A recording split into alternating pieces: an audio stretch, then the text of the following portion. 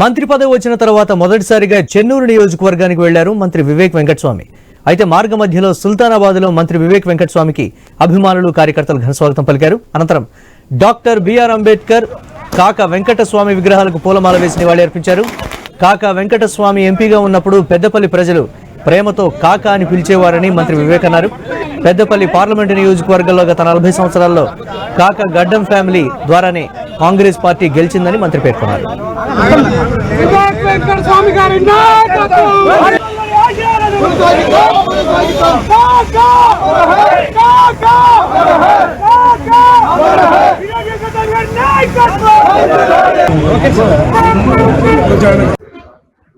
మా నాన్నగారు కాకా వెంకటస్వామి గారు పెద్దపల్లి ఎంపీగా ఇక్కడ పెద్దపల్లి ప్రజలందరూ కూడా ప్రేమతోని కాకా అని పిలిచేవారు.